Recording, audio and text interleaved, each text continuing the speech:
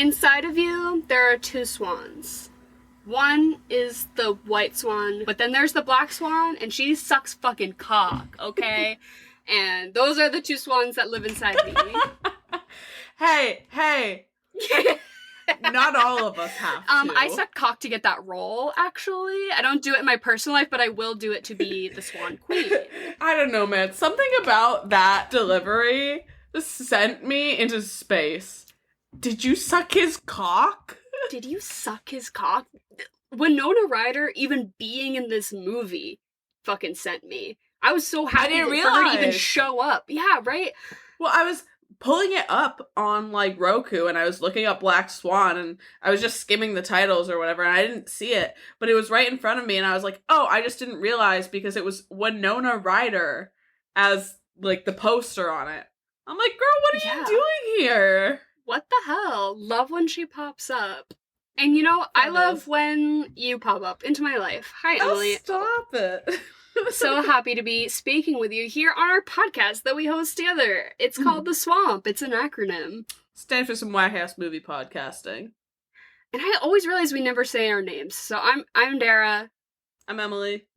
And this is our podcast. We're going to talk about Black fucking Swan this week, bro. Our criteria this month on the podcast, only good movies.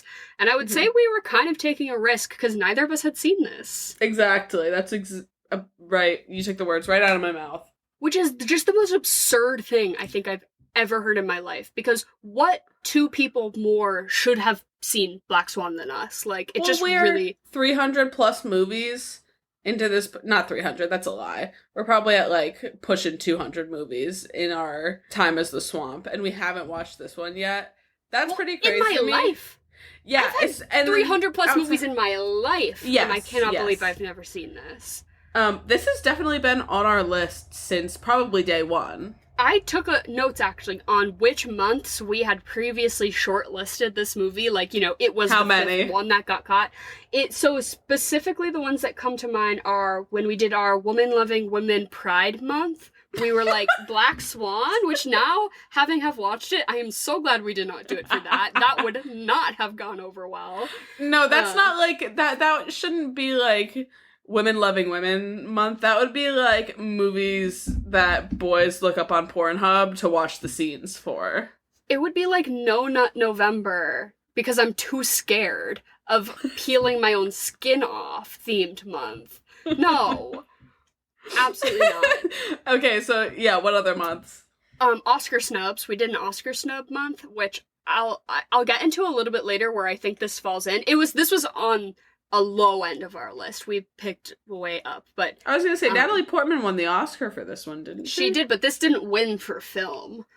I will tell you about the 2011 Oscars when you let me, Emily, because I'm ready to pop off. And then just the last one was our Gaslight Gatekeep Girl Boss Month. Also, this would have been a good one. That would have been a good one, honestly. When you gaslight so hard that you start gaslighting yourself. When you gaslight so hard that you become the Black Swan. Oh my god. When you anamorph because you gaslighted so hard. Oh my god, me when I hit the pen and go nonverbal and start thinking that I'm turning into an anamorph when I'm like, no, I'm at the bowling alley. Like... We'll get into that later because you did tell me to come prepared with my animal that I would end up turning into.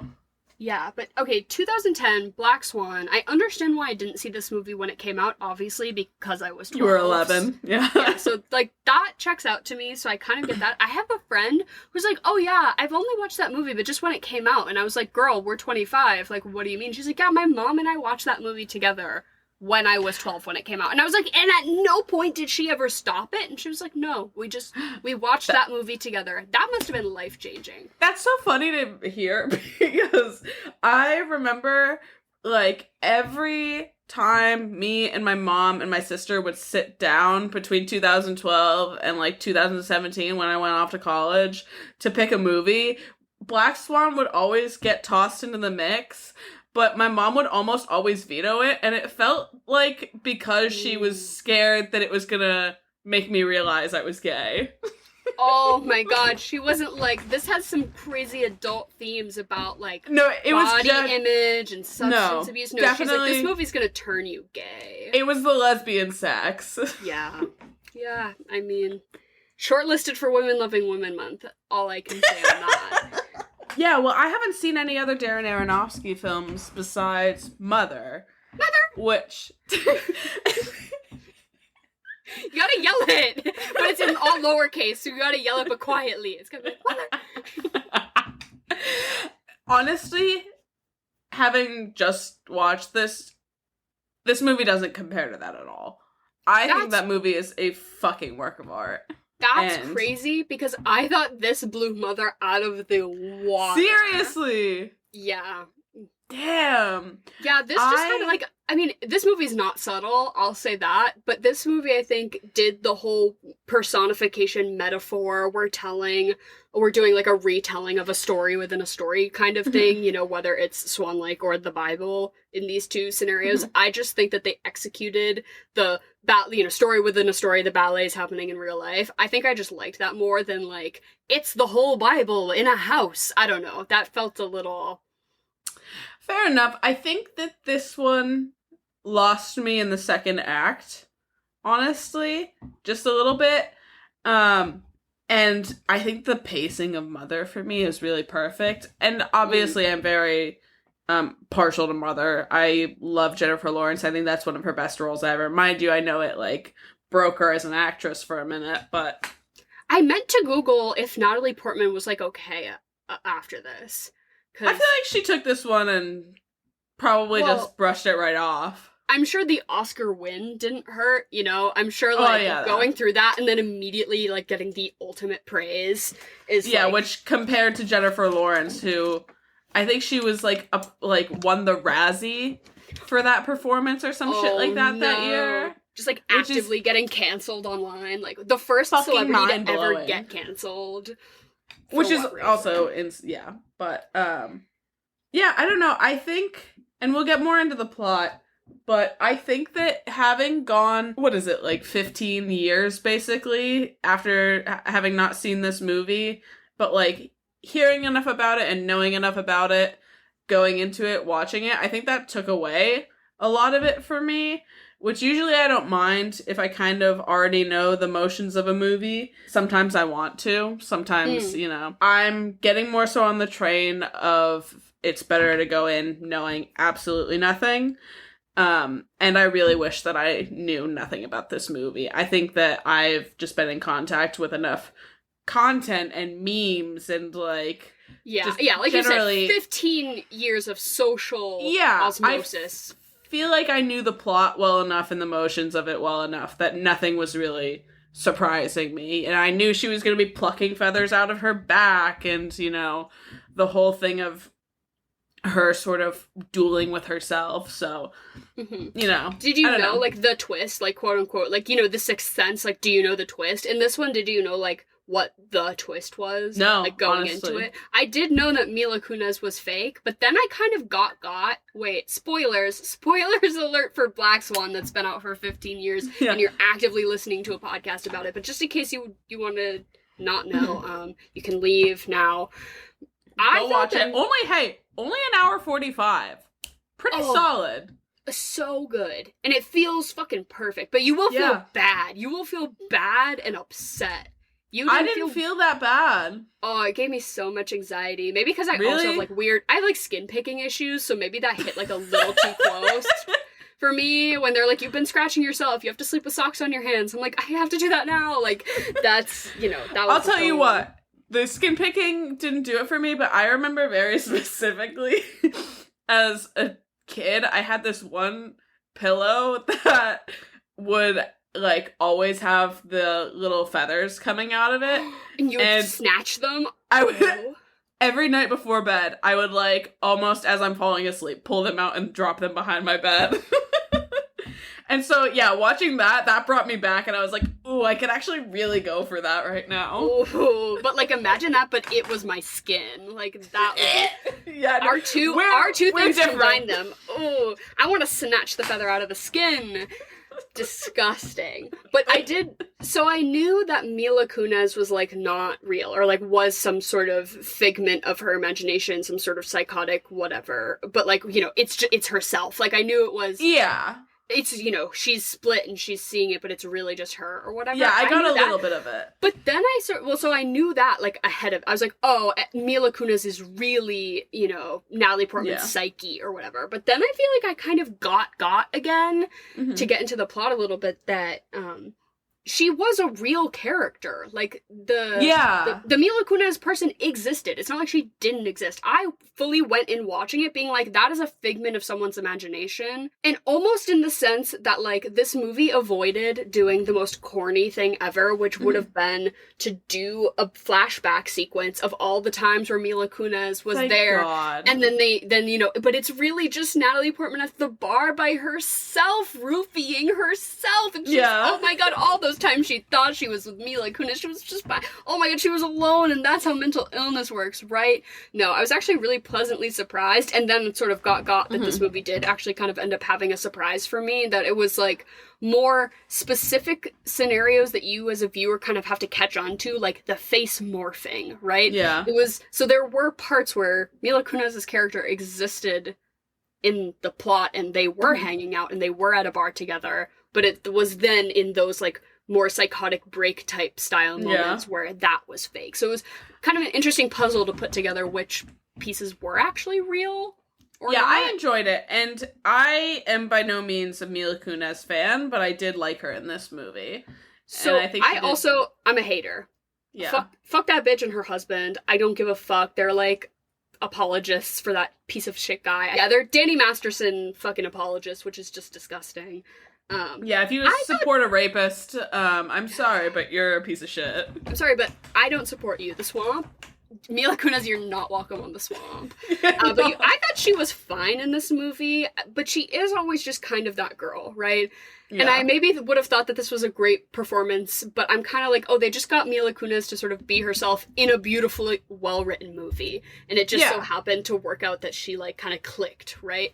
But I don't think she did a ton of acting. I don't think she really had to, and that's why I wasn't super impressed. Like, oh, you're a cool party girl. You're a hot party girl. I'm sure that was tough for you. Yeah, she just felt like a puzzle piece that was placed very well. Vincent, I don't want to butcher his last name because he's French. Castle? I just say Castle. I think in French it's like Castle or whatever, but I'm American. I'm going to say Castle. Vincent Castle stole the show for me, personally. That's crazy, because I really didn't give him too much mind until you, like, texted me about him, and I was like, did I find him hot? Because you were like, this man can get it, and I was sort of pondering. I was like, I don't think I found him hot because I just found him so creepy. But then I was like, I was doubling back. I was like, was he hot? Unfortunately, I did find him extremely attractive, and maybe that's just me because I really love his performance in La Haine. I just think, like, the little princess thing, that just killed any potential. Well, also, like, the sexual harassment in the workplace. Not great. Not a great also, look. Like, power dynamics, capitalizing on the psychosexual relationship between you and your protege. Not very cool. Yes. No. I don't know. I feel like I'm bringing feminism back, like, 20 years right now with everything coming out of my mouth, so I'm just gonna shut the fuck up. You're gonna bring feminism back by talking about wanting to fuck a man. Yeah, that's it. It ends here, folks. I'm sorry to say. Yeah, we can wrap it up. We're all done now. What wave of feminism are we in? Fourth wave? Are we in a wave? Are we having a wave right now? Can someone... I think we're in I don't even know, a typhoon. We're in the lazy lagoon at Cocoa Keys. Feminism is at, like, a hot tub at a pool. Level. Yeah. That's what wave we're in. At a Hilton Inn. But yeah, I really liked him in this. But obviously, Natalie Portman won the Oscar for this role, as she should. But with that, can you tell me a bit about the 2011 Oscars? Because this is long before I was invested in the Oscars. So give me my history lesson, please. Yeah, so I mean, obviously I was not there at the time, nor was I watching the Oscars at the time, but I had this... I thought you were the presenter. I was there. You didn't host? Who do you think hosted the 2011 Oscars? That's a question. Here. Give me your guess. My guess is Tina Fey and Amy Poehler together. I think I'm too early, though. I think you are later. Too. Oh my god. Dara? Am I right? I have the best news for you. Okay, best and worst news for you. Best, do you want the good or the bad first? I want the good first. Miss Annie Hathaway hosted the 2011 Oscars. Oh, that's beautiful. Do you want the bad news? What's the bad news? With James Franco. No! Oh, no. Do you know last night I watched the 2011 James Franco Planet of the Apes movie? Oh, really? Was so... I just could never believe that man found the cure to Alzheimer's. You're telling... The guy who cured Alzheimer's is Dave Franco? I'm sorry, James Franco. Dave Franco I have no problem with. Dave could do it. James, no fucking way. Casting department, what were you thinking? But the 2011 Oscars, so I had this sort of, I have this sort of fixation with going and watching every Best Picture winner, so that sort of has gotten me into the weeds, right? Why the fuck would I ever have had to watch The King's Speech, that won Best Picture in 2011? That movie is so mid. It's fine. It's fine. That movie fine. Helena Bonham Carter and Colin Firth. I mean, great performances. It's a fine movie. I don't give a fuck. I don't give a fuck about any of it. Also, whatever. The King of England? Fuck off! Oh my god. But as far as what else was nominated for Best Picture that year is fucking insane that The King's Speech beat this, Inception, The Social Network, those timeless classics, right? What the fuck was in the sauce in 2010 that all those movies came out at the same time? What a fucking list. I think there's other ones too that are also what good, else? but just those, banger after banger. Why the fuck did The King's Speech win? I think this was on our Oscar snubs list. People also do say Mila Kunis got snubbed for this. I do not agree. Absolutely not. I think if anybody should have got supporting nomination, it should have been her fucking mom. Holy shit. Yeah. She also wasn't in it a ton, but she was scary as fuck. Yeah, absolutely. She was the thing that terrified me the most. I think I wrote this as my first note. I said that I think the infantile bedroom is going to be the thing that freaks me out the most on this. Yes, so this movie immediately started mind-fucking me when they showed her bedroom, and then they showed her, and then I had to use my powers of reasonable deduction to figure out that the character Nina is supposed to be about 20. Or early 21. to mid-20s, yeah. 20 or 21 is what I read in an interview. Natalie Portman is 30. Yeah. But she's in a environment that is clearly infantilizing her, but I was like, is she 30? Is she 30 and is she like super baby, or is she 20 and just baby? But yeah, the dynamic with her mother was probably one of the more horrifying parts, if you ask me. I really did not like that. The cake scene. Oh, so that almost made me spiral so fast. It's so icky. I think that this movie like really got into my brain, as I'm sure it's intended to, right? With like the, I don't know, just like making you feel the anxiety that she's feeling. It was so good at it's almost palpable, right? And those scenes between the mother and the daughter, so creepy. All those portraits, those like bad portraits she was painting. I'm like, when is that gonna get addressed? Like some Ringo Starr shit. Yeah, right? Like so bad. Like who's gonna tell her? I did realize though that the infantile bedroom was not the scariest part of this movie. It was still revolving around the mother though. Because the most horrifying part was her realizing that her mother was in the room when she was cranking it. Oh my god, she immediately got so fucking freaky with it. He's like, go home and flick the bean. Go home and just map out the anatomy and we'll talk to her, right? She starts fucking humping her pillow, like throwing her head back, body rolling. Damn, girl, take it slow. Who has time to masturbate like that, also? Yeah, right? Also, get your rose toy out, crank it out, 5 minutes, and then go on with your day. Oh my god, the way that this movie would have been over in 10 minutes if we just bought Nina a rose toy Like, Jesus. She would have been fine. She'd been like, actually, don't even really like to dance. It's like, I don't know if you have seen Longlegs or have any intention of seeing Longlegs, but this is gonna be a quick spoiler for anyone that's seen it. Do you mind if I spoil it for you? Please do. I'm not gonna see it. Okay, great. Because you said it was bad, and that guy was talking shit about Ty West, and I will not stand. I thought it was pretty bad. But there's essentially these dolls have, like, the soul of Satan in this little orb in their head or some shit like that. And at one point, the main character's doll gets, like, shot in the head, and you just see smoke come out of her head. And that's what I'm, like, picturing what happens, with Nina if she got a Rose toy. It would be like she got shot and then, like, woken up. She gets raptured, right? Like, her soul, all of the feathers just rapture from her body and just a beautiful dusting of, wow. That's a beautiful thought. I was also going to do a new movie corner, and when you said that you wish you had gone into this movie a little more blind, I was really happy to have gone to see Kinds of Kindness, having known nothing about it. I knew who was in it. I think they were pretty intentionally... vague with the advertising. They just put Emma Stone on the screen dancing to Cobra, and I said sold. Yep. Right, love it. Yeah, they put Willem Dafoe in a fucking dripped out outfit, and I'm like, yeah, I'm here. Willem Dafoe and Jesse Plemons kiss on screen several times. Stop it. Film. Is if there's any selling point. Also, we do get Willem Dafoe cock, but it's soft and it's kind of tucked away, so you don't get the full thing. You get more like... Well, it's definitely not his real cock either, unfortunately, so... I don't know, Emily. It was some upper chub. It was just a little bit of upper chub. It was really not enough. I really think it was him. Wow, well... you know the iconic... that it's massive. That he's got, like, a whale dick. Yep.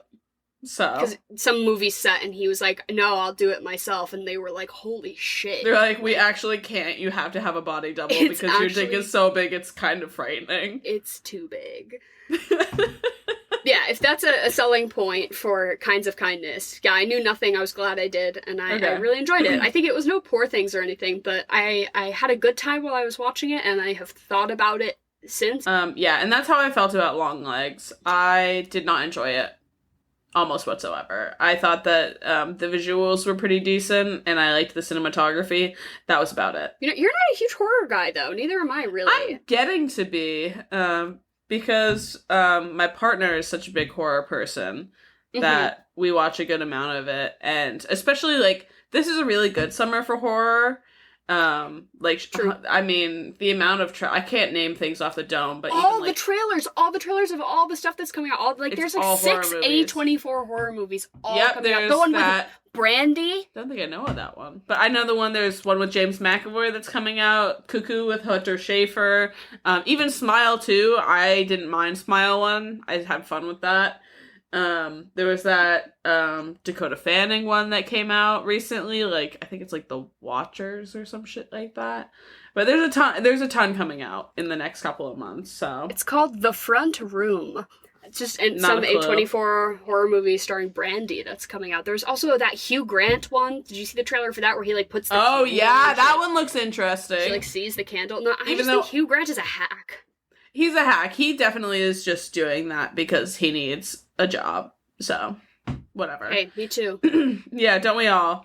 I don't have a passion for accounting, but... You know who needed a job in this movie? Was Sebastian Stan jump scare. Oh my god, yeah, right? What the fuck? I think I discounted that jump scare a bit because of the Winona Ryder one.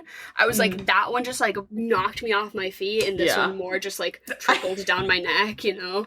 Did you suck his cock? I can't. Did you suck his cock? She was in one scene, basically. They were like, be drunk, be a cunt, but be correct. And she was like, yeah, I got it. Love it. Sebastian Stan, he didn't need to be there, but I mean, I was unoffended by his presence in the movie for 45 seconds. He's a cutie. I have no beef with Sebastian Stan. I watched him in that movie Fresh. The cannibal last movie? year. I enjoyed it. Well, and I also love Daisy Edgar Jones, so. Will you be seeing Twisters? No. I might, honestly. No, I will not. That falls into the category of, like, Top Gun maybe it's just a Glenn Powell thing. I think that's just a Glenn Powell thing. Yeah. He's fine. I'm charmed by him as I should be, but he doesn't ring my bell. It's more of a Papa's Orchard situation, if you know what I mean? Yeah. I've grown quite fond of you. Although there are no sexual feelings, I do believe we picked apples together on Papa's Orchard. Of course. Yeah, I feel very neutral about him, but I have been enjoying the press from that one. And I've never seen him in a movie besides Spy Kids 3D, Game Over. So I would like to see what he's got going on. So I might go see it. I was just about to say, oh, you haven't seen Top Gun Maverick? As if... Like, absolutely, yeah. Have you? Right. Yeah, because it was nominated for an Oscar, so I watched it. Oh, yeah. It was bad. I did not enjoy it. Couldn't be bothered. Yeah. I've watched the regular Top Gun, which, again, fine, but... Just for the volleyball scene, that's all you need. Yeah. Like, I'd rather just watch Pearl Harbor. I don't know. Have you ever seen that movie? No, I thought you just meant, like, the thing that happened. I'd rather just think watch about actual footage from Pearl Harbor. I'd rather just close my eyes and watch Pearl Harbor, because that's something I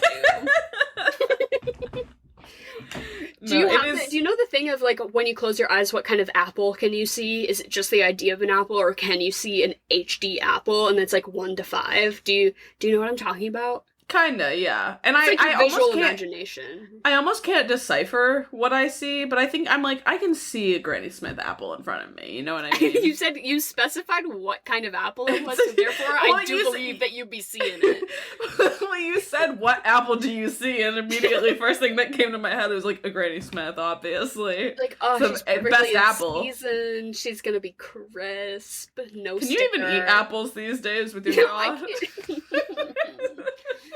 Sorry, Dara got reconstructive jaw surgery back in November. I went under the knife, as they say.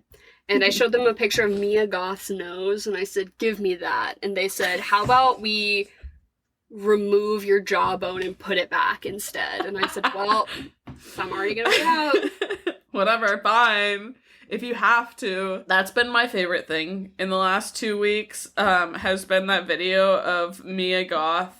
Maybe I brought this up. I think I probably brought this up in the last talking podcast like that we did. Isabel at the Nook shop. What language is she speaking?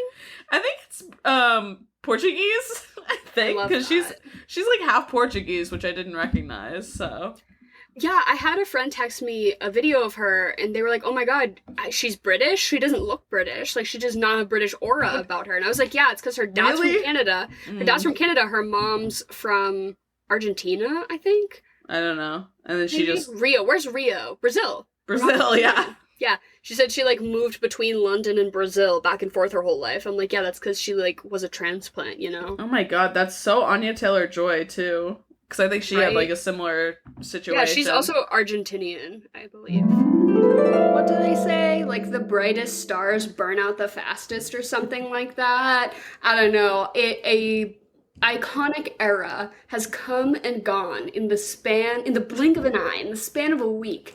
Jen went from TikTok novice to TikTok app haver to full-on dance choreography learner. You were about to do those dances, Jen. I could feel it. And now we're officially in the final stages of grief, which is that the app has been deleted because the brain rot was too real. How did you feel about your short time on TikTok, Jen? At first, I would watch everything. I would think it was so interesting, and then I found myself watching 2 seconds and scrolling. Yeah. And I was like, no, I can't do this to my attention span, because I have a pretty good attention span. You're like, how many Get Ready With Me videos can I possibly watch? Yeah, it goes fast. Or those prom ones where the couple, like, spins around and then they're in their prom gear. See, your algorithm couldn't quite figure out who you were yet, so it was just offering you the most generic content to be like, let's see who you are. They're like, you're probably like a high school kid, right? Like, you're on TikTok, you're probably in high school. And they never quite latched on to that you were an adult woman. But now I just manually show Jen all of the Swamp TikToks, so... Understandably. That's really all you need. But Jen is here to do her interim podcast segment, Chocolate or Vanilla. She's going to say 2 things. We're all going to say which one we like better. Wow, love it. Is there a theme this week, Jen? No theme. Love no theme. Woo! Okay, chocolate or vanilla? Chocolate. Vanilla. Chocolate. Chocolate, vanilla, or strawberry? Chocolate. I'm going to say strawberry today. Yeah, I'm going to go with you and say strawberry. The 2 of you have been in a little summer strawberry mood in these past few weeks. Well, the raccoon that has been frequenting my garden has eaten all of my strawberries, so... Are you going to pee? Are you going to pee on your deck? No, that's what... I posted a story, like, asking people for advice on how to get rid of it. Yeah. And...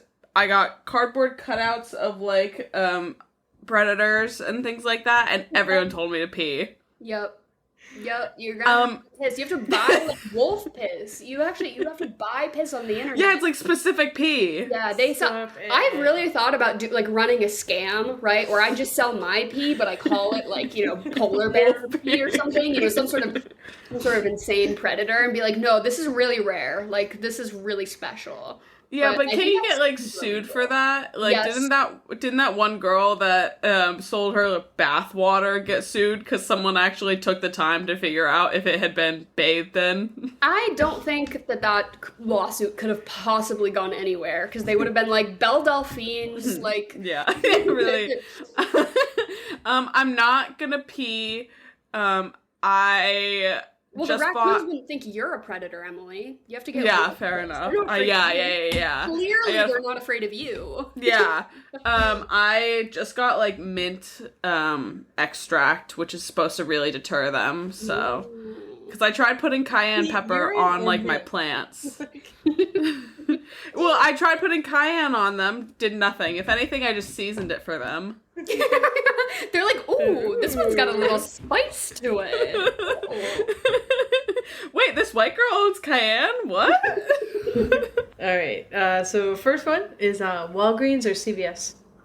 I frequent CVS not out of choice, but out of necessity, because it's just what's around. I don't know the last time I went to a Walgreens or really any other, like, pharmacy convenience store. I'm kind of a CVS loyalist, but I think that's just by default. But yeah. I do really love hitting up the CVS. I had to kill time because the pharmacy was closed, and they thought I was stealing so hard. Like, I was just, like, playing Pokemon Go in the nail polish aisle, and they're like, that girl's putting nail polish up her butt right now. Like, we need to watch her. So many. Can I help you? And I'm like, I'm just waiting for the pharmacy to open. I'm not stealing nail polish. Yeah, if anyone's gonna be stealing nail polish, it's like a young white girl. Yeah, that is. So... Yeah, they were right to profile me. No, exactly. They were completely correct. Yeah. I am also did steal 3 nail polishes. No, I didn't. I'm just kidding. I'm also a bit of a CVS loyalist. I don't know why. I think it's just, like, my parents always were like, oh yeah, CVS. But I do get my antidepressants from them, so I gotta, chalk it up, say, I wouldn't be here without them. Shouts out CVS, really getting those in on time, really making sure I'm backing away from the ledge. I also owe my well-being for my cholesterol meds, I guess. Yes. Oh, there you go. Uh-huh. Thank God. Let's actually all just list our full medical histories on there right now. I don't think we have time for yours, Dara. Wait, I take like 9 pills every day, like a fucking 97-year-old man. Like the little Monday, Tuesday, Wednesday things that they make are not big enough. Like for that I have to take daily. It's messed up. I'm going to say CVS also, although I just think everything at CVS is so expensive. Yeah, it is. Well, Walgreens is the same, so. And that's called being alive. Yeah. Oh my God. I went to Target the other day. I bought 5 things. It was like sleep, like melatonin gummies, an eyebrow pencil, pimple patches, feed for my plants, and then like, I think seltzers or something like that. Can I guess? Yeah. $76. Close, Jen. 82. $60. 60. That's pretty bad though. The pimple Insane. Pimple patches, that's like $20. That's crazy. The good ones that work. They're not even the good ones. That's insane. The good ones. I can't afford the good ones. The cute ones, the little stars. Yeah, fuck no. Never in my life. I don't get to look cute. Well, it just deters me, like, the girlies who can pull off wearing them, like, out in public. I'm like, good for you, because that couldn't be me. I still look busted, yeah. Oh, crazy. Next one is car with a hatchback or car with a trunk? Trunk? Like a hatchback is also a trunk, right? No, a hatchback opens up and a trunk doesn't open into your car. Yeah, I guess we'll separate church and state. I'll pick the trunk. I'm gonna go hatchback on this one because I drive a big ass like mom SUV, and tell you what, could fit half my life in there. Yeah, I'm gonna say hatchback also because as I was driving, I was like, I think it's 9 hatchbacks to every 1 trunk car. Yeah, sounds right. Yeah, they've taken over. Next one, Mai Tai or margarita? Mai Tai. I love a tiki drink, and I do not fuck with tequila, so it's got to be a Mai Tai. Also, Mai Tais always come with something fun, like a little umbrella or a little sword, or I love a little trinket with my drink. As someone who doesn't drink anymore but still loved to, I miss a margarita so fucking bad. Like, that's one thing you can't replicate. A Mai Tai, I could make a non-alcoholic Mai Tai in a fucking minute. The whole thing is just juice anyways.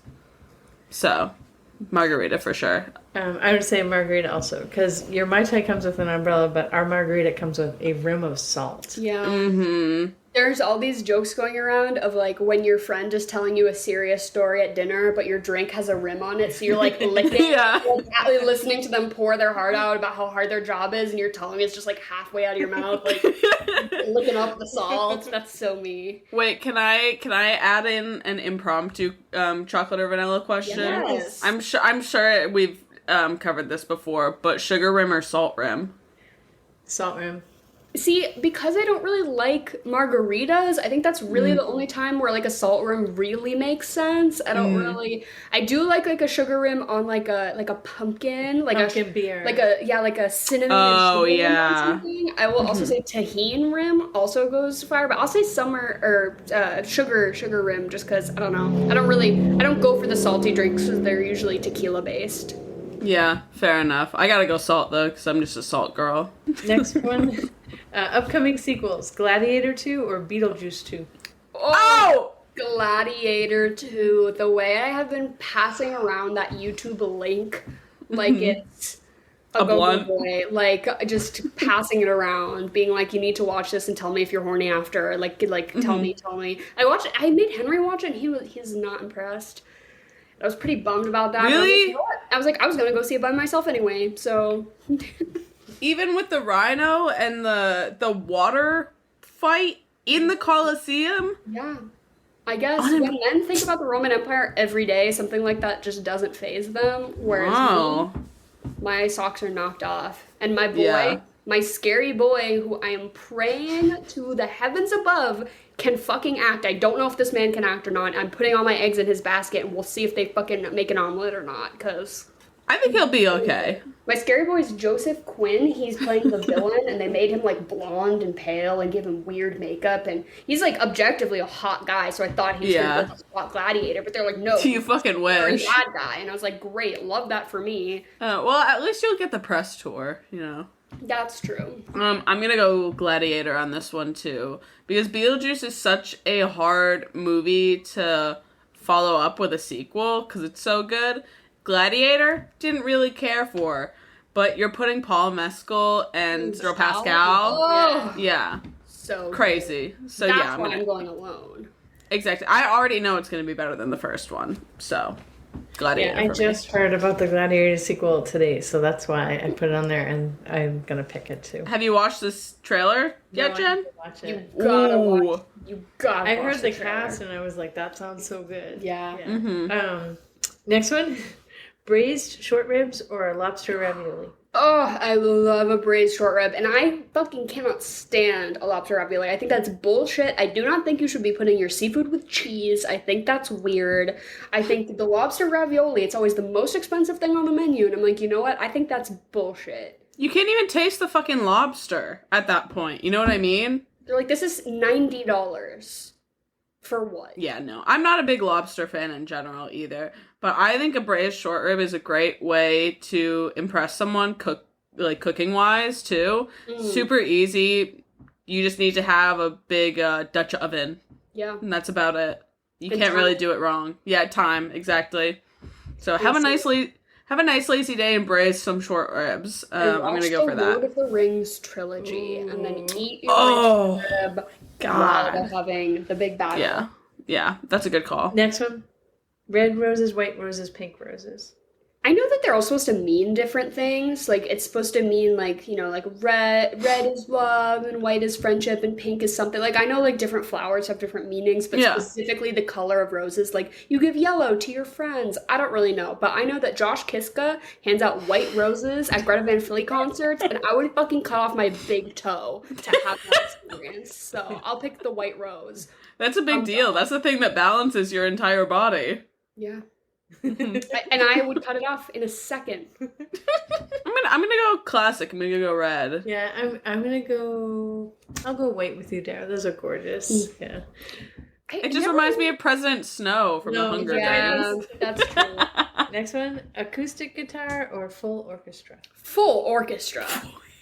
Full. Look at the piccolo. The first chair piccolo beats the acoustic guitar. The triangle player beats the acoustic guitar. Especially just watching Black Swan and listening to the gorgeous orchestral pieces that go along with that those dances. Absolutely full orchestra. Yeah, I love a full orchestra. I tried to get Darren to learn violin, but it was a fail. It was a fail. Yeah. Oh, I could see you fighting tooth and nail. Some weirdo guy who said you had to learn by ear. Yeah, he was like, I was like, I know how to read sheet music because I do band at school. He's like, no, you have to do this by ear. He also only called it a fiddle. He's like, it's not a violin, it's a fiddle. And I was like, okay. And like my neck was bleeding, and he was like, no, you got to work through it. And I was like, I'm gonna go home now. Bye. Yeah. Oh my goodness. I'm 11. There's something so traumatic about private instrument lessons. Yeah. It's like the stress meter. It's like it's the highest thing on the stress meter. Absolutely. My trauma story about a private lesson was that I took private oboe lessons for a while, and we went to this lady's house, and we just did oboe lessons. Well, because oboe teachers are hard to find. Yeah, oboe. Yeah. There's only one, right? And so I think Alyssa did the same thing. I think you guys went to the same oboe teacher. Probably. Didn't she have like a Care Bear room or some shit like that? Room. Yes. Yep. Yes. So all of the lessons were always just like in her living room, which was normal. But when her Christmas tree was up, she's like, we have to go into the back room, which was floor to ceiling, still in pristine condition, Care Bears. Like some were still in the boxes, the bedspread. There was like a rug, every care, and it was kind of, now that I look back on it, like that's kind of lit to have like a collectible hobby like that. Good for you. But I was 13, I was judgmental as fuck. I was like, you're gonna murder me. You're about to stuff me and hang me on the wall. It wouldn't have shocked me. So next one. Oh, Dunkin' Donuts Munchkins or Starbucks Cake Pop. Fuck Starbucks. Yeah. Fuck Starbucks. The food at Starbucks is so bad. Across the board. Boycott Starbucks. Boycott it. Fuck it. Not even hard to boycott it because you can just find something better literally anywhere else. Starbucks sucks, just generally. Mm-hmm. Unless you're 13 and getting a frap, I'll say, okay, you're not going to find that anywhere else to that degree. Yeah. But other than that, yeah, a munchkin. Oh my god. A soft, like, glazed munchkin. I could stuff, you know how, like, that game used to exist, Chubby Bunny? Yeah, I could do it with the jelly ones. I could easily do it with the jelly or glazed munchkins, and I think I could probably fit, like, 24 in my mouth. Is it fucked up that I like the jelly ones and I want it to be a little stale? Like, I want it to have been sitting in a break room. Yeah. a while. Like 24 hours, You want the end of the day. I want the end of the day jellies that no one ate. That's what I want. No, that makes sense, because it's like the sugar on the outside is a little more crystallized or whatever. Yes. Yeah. I get what you're saying. So no, it's not fucked up. Munchkins, I will eat a plain munchkin. It's really yummy, but I would never eat I would never pick a full plain donut. Exactly. Yeah. But I'm going for the I'm going for the regular glazed munchkins. Chocolate, I don't care for. Powdered, don't care. I want that plain ass glazed one with my whole heart. Well, thank you, Jen. As always, we'll manually send you those TikToks as MP4 files from now on, as you have exited the app, as is best for all of us. I think we should mass exodus. I mean, I'm not gonna delete it anytime soon. But if the rest of you do first and stop making funny stuff for me to watch, then maybe I will. The Kung Fu Panda one, everybody was Kung Fu fighting. See, Jen was getting trends that I've never heard of. Never heard of it. Jen's feed was like outer space to me. She's like, like billions of views, and she's like, you don't know the Kung Fu fighting trend? I'm like, no, Jen. I'm getting people digging tunnels under their house to try to find... You don't know about Zora and the Target Boy? No, I don't know. Not a clue. And the Target Boy. Mm-mm. Yeah, Jen, thank you for being here. We love you, and we'll see you next week. All right, love you guys. Have an awesome night. Love you too. Bye. Bye.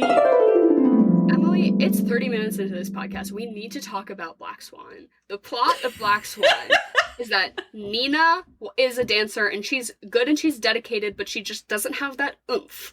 And she wants to be the Swan Queen. Is that what it is? Mm-hmm. Swan Queen? Yeah, Swan Queen. Which they're doing. She's in the New York City Ballet Company, whatever, the most kind of prima ballerina you can be. Yeah. Sure. Like the Rockettes, but more for ballet. Which, the part when they're like, do people come to the ballet? I was truly feeling that. I'm like, do people go like to the opera and the ballet anymore? Is that still like a robust business? I don't know. I mean, I know there's a whole upper echelon of people in classes above me that I don't even think about. Maybe they do be going to the ballet. I don't know. Mm-hmm. Couldn't be me. I'm like debating whether or not I should get Hulu or not. Like if it's worth the whatever $10 a month. Like I'm not going to the ballet.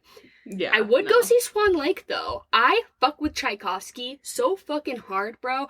Well, my god. You sent me the craziest cover I've ever heard. I'm obsessed with that song. I'll put the link in the description below. I'm obsessed with the song. It's a Cambodian like remix of the Swan Lake theme. Yeah, the story of my love. Story of my love, it's so beautiful. Yeah, no, it was stunning. My jaw dropped listening to it. I put it on every playlist. I love that song. But it's really good. I love me some Tchaikovsky. Swan Lake, I think, is fine. I wish that this movie had been about the motherfucking Nutcracker bitch. Nina wants to be the Rat King. Yeah, that's what I want to see. Right? Like, who's gonna be the Rat King? I'm gonna lose my mind and turn into a little rat. They're always so fucking creepy.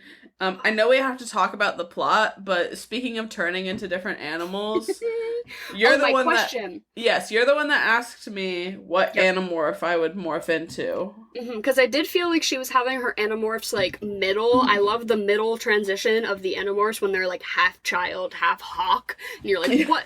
And somebody got to draw that. I think that's very fun. So I always imagine, what my like half dolphin face would look like. But if you were gonna have a psychotic break, a la Miss Natalie Portman, and you were gonna have like an episode where you thought you were like turning into some sort of animal, what do you think would like speak to you in that way? Okay, this is very situationally specific, because we're in the middle of a heat wave. I'm in a second floor apartment. I'm sweating my ass off. And you know what I would love to turn into right now is a salamander. I think they're little cuties. I think some salamanders are gorgeous animals, honestly. Beautiful patterns that they have on them. But I could really see myself these days tunneling under rocks to keep cool. And sitting in the moist, damp dirt. And that would be really ideal for me. So good. If you're a salamander, I bet crawling under a rock feels so good. Funny story about them though. I grew up in the woods, and I had a basement with like one of those big like basement escape doors or whatever. Mm-hmm. And as a kid, we would always find salamanders had crawled into the basement. Because, you know, it's underground and they're trying to stay cool and they're like, what's this damp room that we have? But they would get stuck in the basement and then dry out. And we would just have dry salamander carcasses pop up every now and then. Why am I, like, low-key kind of jealous? I would have been so into that. I would have been like, we're going to grind them up into a powder, and we're going to make a potion. We're going to make a potion. Disgusting. I'm going to make earrings out of these salamander bones. Uh-huh. Well, I remember very, like, specifically once, like, because we were, like, really young, like, 5 years old or so, and we'd be, like, playing with our toys in the basement, and we'd have, like, you know the toys that you get at, like, Michael's, and they come in a tube, and it's like different little animals or whatever, and they're very small and like gummy almost. Mm-hmm. I remember we had like some of those, and we were messing around with them, and my sister goes to pick one up, not a gummy animal, a full salamander, and upon realizing this, the poor thing got thrown into the air. But yeah, core memory for me. I feel a little attached to them, honestly. Also because we had like a whole unit in our like biology class where we went and like hung out with salamanders and like built little salamander huts and things like that. Which not sure why our dollars went to that, but you know. Hey, there are worse classes you could be taking in high school, you know? There were some real bullshit ones. Oh yeah, it was that and Grizzly Man they showed me. But you also took a sports lit class, so. Yeah, right. So dumb. What about you? I know, I love that. Salamanders are very local to the area that we live in, so I love that for you. And I'm imagining your half anamorphed face, mid-lizard, and it's really working. Well, I feel like I have a very soft face and, like, soft features, and I think that a salamander does as well. You know what I mean? Like, their little jaw and, like, tiny little pointy nose. Yeah. Oh, I can see it for you. I think my answer is pretty similar. I went with, I think I would turn into a slug, because I do think that is, like, the personification of all of, like, the worst aspects of myself, and, like, if my mental illness were to be, like, you're turning into an animal, it would be, like, you're just gonna be a slug, and I would, you know, I would start getting goopy. Get, like, I'm a pretty mucusy person already, right? Like, oh my god! Right? Just, like, covered in, that would be my break. That would be my breaking point. It's like molting into maybe like a banana slug. Love a banana slug. She's at least a little cute. Sure. Yeah. But like, why am I just thinking of the guy in Spirited Away that comes into the sauna and he's like all just like trash and gunk and stinky? Oh yeah, what do they call him? Like the stink spirit. Yeah, something like that. Yeah, I'm gonna molt into the stink spirit. But it's just like, I just sit on my couch and I never get up, and dirt just collects on to me until I'm a mountain. Like, yeah. But I like also, that this movie. Oh wait, you go. Oh no, I just feel like my actual process of morphing into a salamander would not be nearly as harrowing as morphing into a swan. That moment of her legs like breaking backwards.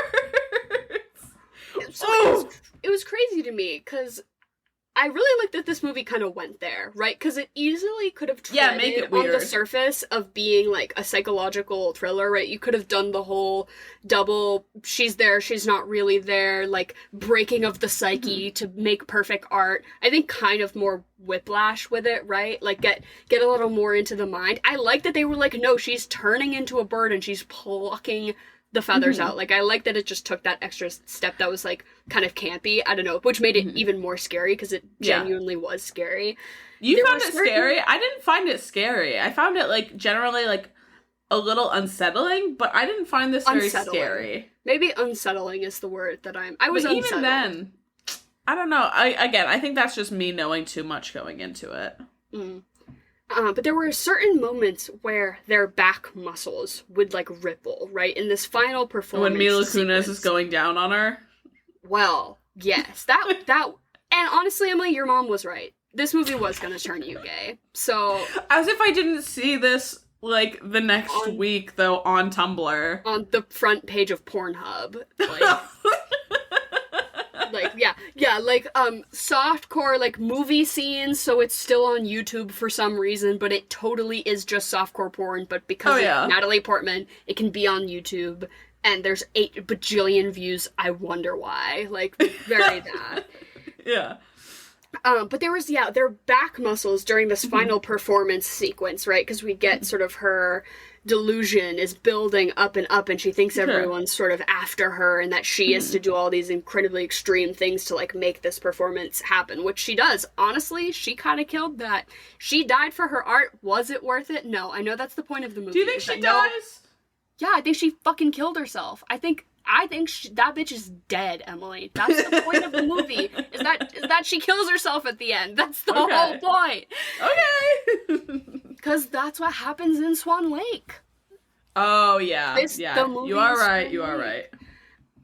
But I feel like I need to pay attention to the plot of Swan Lake enough. I have to keep reminding myself. But yes. Well, that's another one. If you never really watched Barbie Swan Lake growing up a lot, you probably were not familiar of the beats of Swan Lake, which is fair. I don't know that I did or not. Yeah. I really loved, the thing that did it for me was, like, throughout that last performance, which, mind you, it is fabulous to watch, and the amount that Natalie Portman actually did is genuinely so impressive. Did you know that she, like, started her dance lessons way before the movie ever even had funding, but she was, like, really passionate about the project? Fuck yeah. And Darren Aronofsky was like, we don't have, like, money yet. And she was like, oh, I'm rich. I am an actress. I was in Star Wars. I don't know if you know that about me. And so I'm just gonna pay. She's like, I'll pay for private ballet tutoring until we get the money. And, like, that's how committed she was, which obviously it fucking paid off. And, you know, she deserves all the praise she got for this. No notes. I was also thinking during this, I'm like, you know what? I think Natalie Portman is what I want Amy Adams to be. At the conclusion of my Amy Adams month analysis, I think Amy has the potential to be a Natalie, but she just hasn't had the chance yet. It's so funny because it feels like they have parallel movies with, what is it, Arrival and, what's the Amy one? Oh, with the aliens and the plants. I don't know what that's called. I don't know. I feel like I get Annihilation. them both mixed up. Annihilation. Thank you. I knew they were both A's. But yeah, I found the amount of dancing that she did was phenomenal, and I think that alone could have won her an Oscar. I think it's very much a parallel to Catherine Zeta-Jones winning the Oscar for Chicago and saying, absolutely not, I'm doing this shit myself, and you're all gonna know it because I'm gonna have my bob so you can see it's me, bitch. Yeah, right. But yeah, during that performance, it's her first performance on stage actually doing Swan Lake. First of all, it was fantastic. The scene where she does come out as the Black Swan with those glowing ass red eyes. Oh my god. That felt like just fabulously executed. No notes. Amazing. Yeah. I really loved what they did when they had, like, the goose pimples sort of show up across her body. I think that was a thing, like, when talking Animorphs, that really did it for me. Right, well, that's, like, her final moments in, like, truly transforming into, like, a beast, right? Because before it was more, like, little subtle things, but they're like, no, in case you didn't realize, she's turning into a swan. Like, it's actually happening. And the whole shot of her, like, growing the feathers, and then you pan out to the audience seeing her, and obviously she doesn't have the feathers, but the shadows behind her have the feathers. That just made me go, ooh! Watching this. I'm like, ooh, shit, Darren, you did that one. Like the CGI, right, that happens, like a lot of the weird animation stuff. For 2010, it was pretty solid. Well, like, very much like the way, you know, that Mila Kunis's face was like weirdly morphing, sometimes like into Natalie Portman's face. I think they cast her specifically for the reason that they were like, she looks, you know, enough like her that it could reasonably be this like body double thing. Sure. But I was really thinking about it, and Natalie Portman kind of looks like everyone. Notably Keira Knightley, right? So Keira Knightley. I was gonna say, they should have just cast Keira Knightley. Keira Knightley's already a legit body double for her. I agree, Mila Kunis, yeah, I am seeing it. Who else? I wrote down a bunch because they were really coming to me. At one point, because throughout the movie I kept thinking, oh, now she looks a little bit like Anne Hathaway. Oh, now she's really giving me Julia Roberts. Oh, wait, no, maybe, and even I was thinking, like, Ariana Grande, Millie Bobby Brown, like, even younger celebrities now. I'm like, obviously they look like Natalie Portman, not the other way around. But you know what I mean? Like, I'm like, she really is every woman. Her face just encapsulates a lot of different people. I don't know. But the CG, I wondered if they ever did, like, a remastered. Is the version I watched on my TV the same? Like, the one that I watched on, you know, rented on Amazon in 2024, is digitally the exact same as what was put in theaters in 2010? Because I wonder if it's ever been remastered. I don't know. I have a feeling it's so it hasn't subtle. been. Yeah. It's so subtle, and it's only a few key moments that I'm like, if they went back in, it would not cost them a lot of money to go back in and be like, let's just touch up the feather scene, or like, let's just, the legs breaking was very jarringly, like, and I think they kind of leaned into it for that reason. But I was wondering if it had ever, like, I don't know, gotten like a redo or something. I couldn't say, but I'm willing to bet that it hasn't. I think it was just generally that good. Yeah, I was impressed because I kept being like, this looks a little crunchy, and then I'm like, oh fuck, it's 2010. Like, no, it looks good. It's just, I think it's crunchy. Well, it started, I think, like I said, the second act kind of wasn't doing it all that much for me. But in the third act, they do a lot of that weird-ass freaky stuff, and definitely a lot more subtle CGI came into play, and that's what really brought me back around to this. Also, mind you, it, like, shit hits the fan, and she's, again, turning into a swan, so... Yeah, she's mothering. There's that, too! She's swanning out. Are you gonna fuck, pre-swan or post-swan?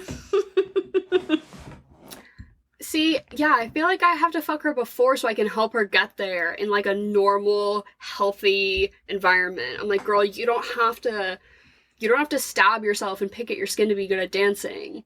You can just have the big O and then realize that you can be both swans. Like, you know what I don't agree that she had to nut to get there, though. The fact that he was like, you just need to bust a nut and then you can be the Black Swan. Like, I don't think it's that easy, dude. Yeah, so I feel like, do we just want to do Mila Kunis, Toma, and Toma. What is that actor's name? Something Castle? Vincent Castle? Vincent Castle, and, Natalie Portman. It's Nina, Toma, and Lily.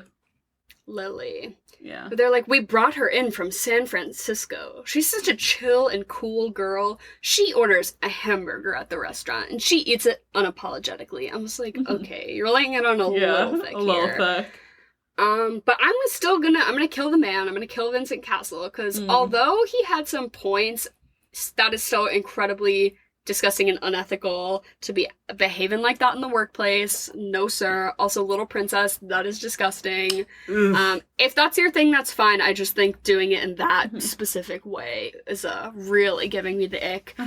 And yeah, not my jam. So I am gonna kill him. I think I'm gonna have to marry Mila Kunis because unfortunately I cannot handle Natalie Portman. But we will be getting down and dirty. So here's my follow-up question: is do you think you could fuck her still if you walked into that room?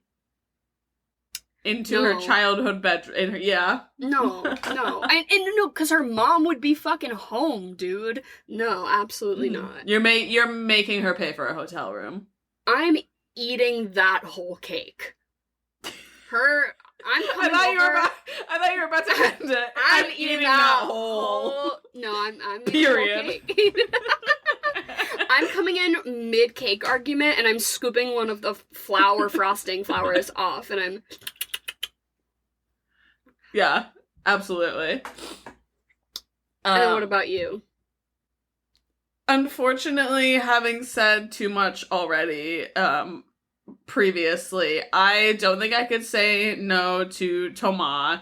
He would certainly seduce me easily. So I'm gonna go back to his office and fuck him. I am gonna be sucking his cock. Honestly, no. I think Winona Ryder was pegging. Like, I think he was like, he's like, I want you to fight back. He's like, I want you to yell at me. And she was like, no, I'm scared. Winona Ryder, she's like, the strap's already on. Like, she walked into Lincoln Center with her strap on. Mm-hmm. Yeah. They were like, she's 38. She'll never dance again. I'm like, what do you mean? She looks great. Yeah. Also, in that case, absolutely. If I could peg him, I mean, sign me up. I'm more just, like, imagining being the person who gets to watch when it's him and Winona Ryder. Like, I'm not even considering myself involved in that scenario. God. Hot. Beautiful. Yeah. But I'm gonna fuck him, and then I agree with you. I'm gonna marry Mila Kunis, because it's just the other option. And I could certainly not be associated with Nina. Absolutely maybe if I could help her get to her shit together a little bit, I think. Right? Like, girl, we're gonna get you on a Zoloft, we're gonna get you a blue slushie, we're gonna get you a hotel, we're gonna get you an apartment with some roommates, right? Yeah, get a normal job, maybe. Mm-hmm. Dance for fun, but not as a job, I don't know. Yeah, I just don't think she's someone that, even if it's like an I can fix her sort of situation, I don't think her and I would get along on a personality level.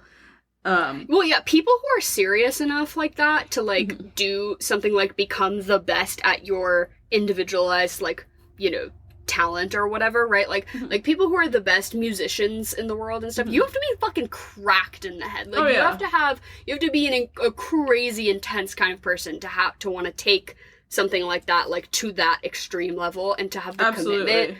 Like, the way, even the opening scenes of those girls, like, literally breaking their feet, right? Yep. Like, I'm sorry, I'm so soft. The minute it's a little uncomfortable, I'm like, I'm fucking out of here. Yeah. To have that sort of, like, perseverance, I think you just have to be, like, a different type of person. Like, I simply don't think I could ever relate to that. Yeah, which I think a lot of it comes from, I did go to music school, and I was surrounded by a lot of people that were, like, intense jazz performers, and they're just not my cup of tea. Which, on that note, I do want to say that having watched this and having watched Whiplash a handful of times, I really don't love the comparisons between them, honestly, because obviously it's very much like a suffering for your craft until it breaks you thing, and I understand that both of the messages are sort of the same, and plot-wise, there's a lot of the same motions. They just feel so different to me, though. You know what I mean? I'm like, this is a movie about a girl who goes insane and turns into a swan. Yeah, yeah, right. Whiplash happened to me. I'm like, I think that this is kind of personal, because I think maybe if you had gone to ballet school, you'd feel a little differently. Mm-hmm. But yeah, no, I did just have. That's where the comparison ends, but I think it's almost like, what's that saying? Like, if every time that happened, I would have a nickel and I have 2 nickels, then that's weird or whatever, right? Yeah. It's not weird that it happened, it's weird that it happened twice. I don't know. It's just more like the you must break your psyche to achieve greatness in your craft as a movie theme is like, there's kind of a lot of them, but they are all kind of just like lumped together, to me at least, of like, I don't know, but that's it. Then the nitty gritty of it is very different. I don't know. Ultimately, thematically, it's like not all movies about the Vietnam War are the same, right? Of course, but this one just stood out to me a lot. It's out of that handful of movies that... Yeah, because they got freaky with it. And guess what? It won Natalie an Oscar. And honestly, I do think The Social Network should have won that year, 2011. I do think that was objectively the best movie on that list. But agreed. This, I don't know. This maybe, to me, would be a run for The Social Network's money. I'd really have to think about it. They live very much in the same tier of my, like, feelings. But, oh, God, the King's Speech, even Inception gets third place, but even that's above the King's Speech. You gotta be fucking kidding me. What would you eat and drink with this film? So, like, originally I was thinking poultry, obviously, but then I was like, I don't think you can go there, because you're like, oh my God, I'm eating chicken bones. That's Nina. Natalie Portman's looking like chicken bones, and so I was like, this has to go. Yeah. And so I think you can have a healthy relationship with food, unlike Nina in this film, and you can eat the cake. So I think you should go just get a sheet cake with the flowers from the Star Market, from the Stop and Shop, from the Big Y, whatever, your local grocer. Just get a buck-ass cake, and I think you should eat it with your hands with your mother. I think you and your mom need to just eat a birthday cake together and be really normal about it while you watch this movie, just to sort of offset the balance. And then my cocktail is themed on purpose because she has her little eating disorder moment for us to clue in that she's maybe not having very healthy habits when she, like, has a grapefruit. Like, all she eats is a grapefruit. And she's like, oh my God, it's so delicious. It's so delicious. And I was like, oh, so we're, like, kind of laying it on thick that this is the situation, huh? But a little grapefruit cocktail, just have a little Paloma, I think. Have a Paloma and eat a cake. Not bad. I like that. I also went the grapefruit route, even though I am not someone that is partial to grapefruit. Me either. But this is, oh my God, it just takes me back to, we made some fuck-ass cocktail like 2 years ago when we were doing women-loving women films for Pride called a Shady Lady. And I was so excited. I thought about this cocktail for probably like 2 days in advance because I was like, this sounds so fun. We're going to have a great cocktail and watch a great movie. Yeah, it sucked. It was really bad. However, this one is just a little grapefruit juice. That one felt like very grapefruit based. What I've got here, it's an elderflower spritz. Because this movie, you're going to the ballet. Come on. I feel like it's gotta be a little fancy. You gotta put on your tutu, okay? Exactly. Thank you. Wait, I'm sorry, not to cut you off, but the way when she was rehearsing at one point, and he was like, no, like, you have to feel it, like, be passionate. If I was her, I'd be like, then let me put the tutu on. Like, you're really gonna make me rehearse without the tutu? I'm not gonna put 100% into it if I don't get to wear the tutu. Like, I don't know what to tell you. Sarah, I feel like you're just here for the tutu. I am just here for the tutu. You caught me. Sorry. You're good. But yeah, I think you do an elderflower spritz, which is like a bit of Saint Germain liqueur, which is elderflower liqueur. However, it is a little expensive, so I don't know. Figure it out. I thought you were gonna like provide a cheap alternative, like, hey, a hot tip. No, it's just No, I just remember when I would be at the liquor store and I would toy with the idea of making a fun drink and looking back at the price of like even a small bottle, and it was like $30 on the shelf. Like, you know, the shelf behind the counter where it's all the teeny little bottles. Yeah. I'm like, ooh, absolutely not. I was feeling crazy at the liquor store the other day, and I bought pistachio liqueur with no plans, with no intentions. I just love that. And I bought it, but I have no idea what to do with it now, and I'm scared to drink it. It's like a weird milky green color. I don't know why I bought it. I don't know what to do with it. I'm having a pistachio summer. That's been my go-to ice cream for the last... Brat summer? Has Pistachio done Brat marketing? They should. Honestly. But I love a pistachio anything, so. But back to this cocktail. Elderflower spritz. It's a little Saint Germain, just a bit of grapefruit juice, topped with champagne and some sparkling water. Simple, easy, nothing crazy. This felt like one that you should have a bubbly wine with. This sounds like one that you should let Mila Kunis put ecstasy in. Yes, absolutely. One whole tablet, please. Pour it into my gin and tonic, and let's dance the night away, Mila. And I hate to say it, but this feels to me like a charcuterie board movie. Yeah, because I think the two ways you go with it is either you can't eat during this because I'm fucking stressed. I'm like biting my nails. That's the snack, is I'm gnawing at the skin on my finger, right? Like that's the vibe. Or you gotta be overindulgent. You gotta be like, fuck these skinny bitches who can dance ballet. At least I'm not pulling feathers out of my skin. Eats a salami. I feel that. I think you go soft cheeses, a brie, a Stilton, Havarti, and then just a whole lot of wheat thins and some prosciutto. You know, a little bit of a Granny Smith apple cut up nice and thin. Ooh, the Granny Smith apple you're envisioning in your mind, it's on the charcuterie board. Oh yeah. No, it's an imaginary. You just have to imagine the apple in your mind, and then it's existing. Exactly, you get it. It's not really there. Yeah, that's what Never mind. Yeah, yes, that's what Nina has been eating, is an imaginary apple. Mila Kunis is feeding her an imaginary apple. Yeah. I mean, I'll just get right down to it and say that I've already revealed my hand here and that I'm hosting a 2011 Oscars party. And I think you should obviously just rip through this, Inception, and The Social Network. And if you're feeling up for a Do the King's Speech, you can be like, why the hell did this win? But I think The Social Network, Inception, and this is a fucking killer trifecta. And I think that would go so hard. I think that's a great one. The visceral reaction that I have to seeing Lincoln Center on my screen always brings me back to watching Moonstruck. Just because, you know, that occupies a corner of my brain at least for like 5% of the day every day. So that's option A, but it's not really what I would recommend. I think that for me, having seen this movie and known enough about it going into it, it didn't do it freaky enough for me personally. I want to watch a freakier dance movie, and I think you're going to watch Luca Guadagnino's Suspiria. I've never seen it, and I feel like I should. Right? Freaky shit. Yeah, and I know it's a remake. I feel like I would be interested to watch the original as well. I have never seen the original. I know visually, I think it appeals to me a little bit more.